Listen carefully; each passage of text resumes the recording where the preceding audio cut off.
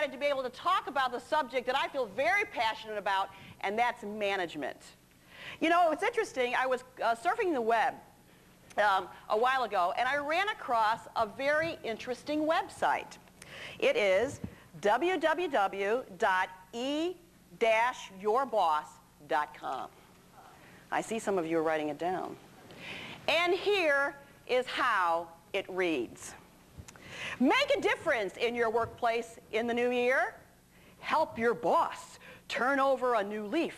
And here's how. Number one, inform your boss of that particularly annoying, destructive, or ineffective behavior. Your boss will send an anonymous letter explaining why your boss's particular behavior is negative, destructive, and unproductive. I see some of you are starting to write this website down now. And as a way to help your boss become more effective by correcting this behavior, we will offer several suggestions for changing that negative behavior. For only $12.50, you can make a difference in your workplace. Number two, if you so desire to give your boss an opportunity to reply and perhaps thank you for your efforts to offer constructive criticism, we will let your boss reply to your boss. We will forward your boss's reply to you, protecting your anonymity. Number three, in addition to sending your boss a letter, send your boss a self-scoring DISC profile. That's a personality profile.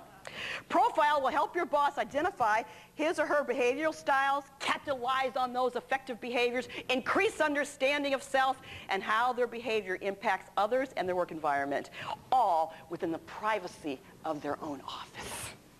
Number four, enter the Take the Cake contest. Tell us your worst boss story. Each month we'll send the employee who is working for the worst boss a consolation cake, because even if you have to work with them, at least you can eat cake. Oh my goodness.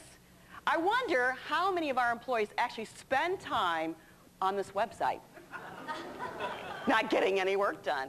And then to the side, on the home page, there's a list of some very interesting behaviors.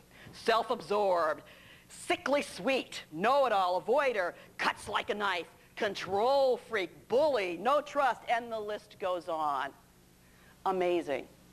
You know, a year and a half ago, I read a survey in HR Focus newsletter. And the survey was accumulating information about the reason why people leave their jobs. What do you think is the number one reason from this particular survey of why people leave their jobs? Anybody want to take a guess? Boredom. Boredom. That's a good one. Supervisor. Yeah, actually it is. They do not like their boss. And in fact, DDI International, an international management consulting firm, gave some interesting statistics on the cost to a company of turnover. For the average white-collar employee that makes $48,000, it cost a company, on average, $76,000 to replace them. And so that's why I'm passionate about management. I've been a manager, and I've been managed. So here are the three elements that I'd like to share with you. The first one is you got to be able to see it. You got to be able to see it. You know, having vision is one of the key elements to the foundation of being a great supervisor and manager. There is great power in vision. Let me prove it to you. Everybody stand up. And space yourself out so you have enough room to extend your arms. Is that amazing? Or how many are amazed? If you've never done that before. That is the power of visualization, the power of seeing. So element number one is have vision. Be able to see it. In fact, you got to be able to see it so clearly you know exactly the direction that you're going in. Number two, and that is to be able to put that vision into practice, you got to be able to do it. How do you do that? By setting goals.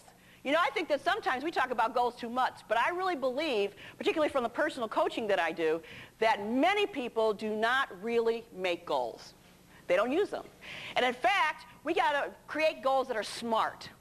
Smart goals. A goal is the tool to take your vision and make it into a roadmap so that you can actually hit the target. How many of us have ever done archery before? Anybody in here done archery before? Oh, more people than I expected, okay? It's interesting, if you went into an archery gallery and you started watching someone prepare, they have their form down, and you get your bow and your arrow ready, and you start shooting, and all of a sudden you see this person with great form shooting, and boy, it looks like their arrows are going really well. And all of a sudden you peer on the lane and you see no target. What would you think? Why are they doing it? Well, I believe that for many of our supervisors and managers, and even for some of our leaders, we are shooting at no target. A goal creates the target.